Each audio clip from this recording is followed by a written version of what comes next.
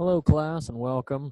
As I'd mentioned previously, I had another work event that kept me from having our in-person meeting tonight, but I did want to make sure that I gave you guys something to kind of communicate just a few good things as we go into the latter half of this class. So going to give you a quick overview of these things, and then we'll be able to call it a day. My big thing for you is that you all receive credit for attendance for this class meeting. However, if you want full credit for it, you'll need to make sure that you either comment on the video in the space below, or at least send me an email just confirming that you did get a chance to watch the video.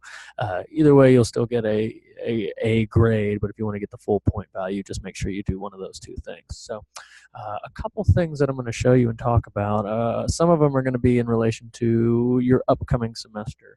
So summer and fall registration will be opening up on April the 1st. You guys should be receiving emails from the registrar's office that'll let you know what time your actual access period will be available. That way you can go in and figure out exactly what time you can register. This will probably be a lot different for those of you that maybe came through for new student orientation in comparison. So if you have questions, definitely a good idea to make sure that you contact your academic advisor ahead of time just so that you're familiar with the process. Prior to that, your course availability for summer and fall will happen on February the 27th. That'll be your first opportunity to where you can go ahead and go into the system and start picking out maybe what classes you think you might try to take over the summer and the fall. Just to show you real quick, something that might be a good thing for you to do on that front end, we're going to show you how to navigate very quickly to where you'll go in order to look up classes when the time comes. So you'll log into the Texas State page, go to Cats Web, Student, Self-Service. You can get a chance to log in with your login information. And then from there you can go Student, Registration, and then click Look Up Classes. Eventually the summer and fall semesters will be in here, and that way you can kind of start picking through. And this is a good thing to do in junction with your assignment of looking at your professional development classes, just because, of course, if you're wanting to sign up for certain classes, you'll want to make sure that they are available for the upcoming semesters that you're looking at. So definitely a good way to kind of get a jump on things going in that direction. I've had some different questions in regards to the professional development selection, and especially in relation to the assignment where you're trying to pick out some potential professional development courses. I think one of the more challenging parts of your particular applied arts and sciences degree is that it does involve a lot of kind of figuring out what fits that theme that you're hoping to create for that professional development in terms of where you're going long term. Some things that can kind of help you out. One of the biggest things is that I do recommend meeting with your academic advisor and discussing your professional development if you already haven't. In some cases, if you have a fairly generic theme, like if you're looking at a teaching or maybe like a health or training, coaching type route, or possibly even business, there are some different kind of generic professional developments that you can pick from. And what's great is if you use one of those particular routes, you can actually refer to, and I'm going to give you guys this link at a later time, these course sheets that are created. And these are some different kind of what they call sample course sheets, where the department has identified classes that fall into these various professional development themes. So for example, if you click teaching, it gives you a list of the classes that have already been pre-approved by the OWLS department to go with that particular professional development. And that way, whenever you're selecting your courses, you know for sure they're ones that will be applicable.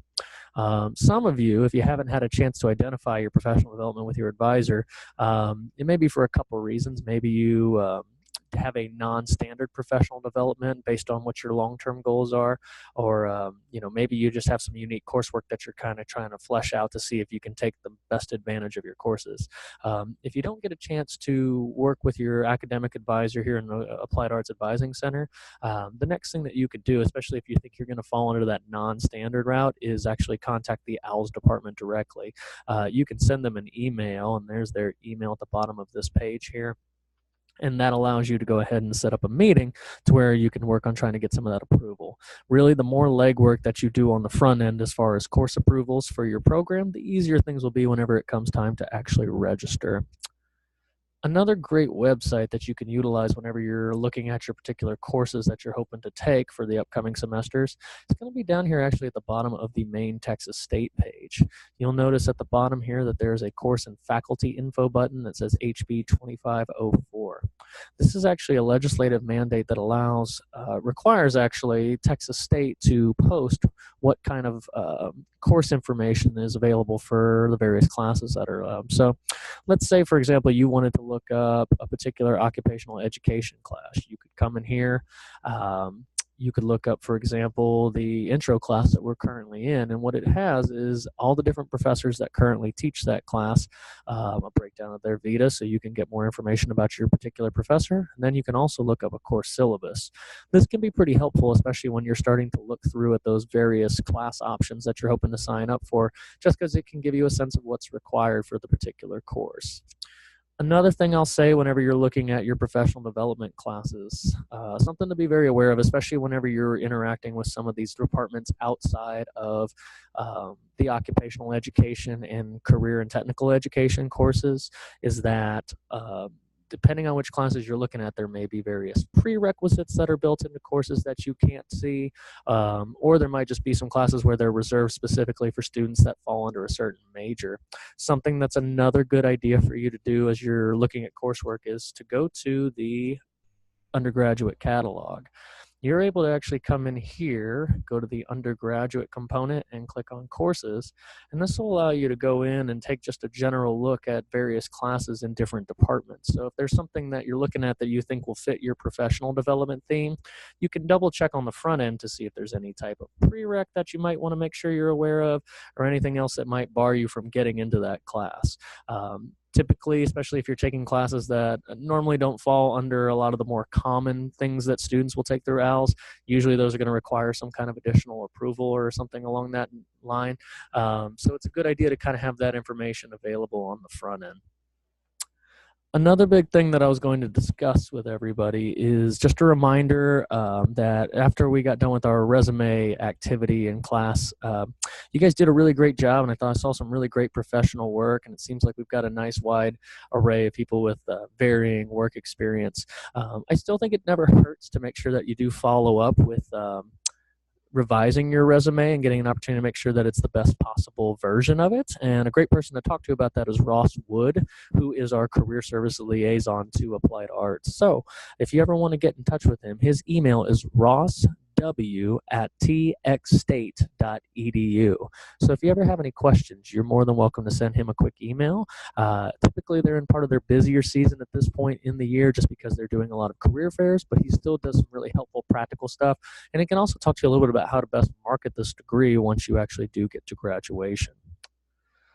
Another quick thing for everyone. So I've seen some really great work on our forums. One thing I've noticed, and it's not a big deal, it doesn't necessarily affect your grade per se, but just keep in mind whenever students are posting and your peers are posting in these forums, a lot of times they're using their last name on the actual title of the post.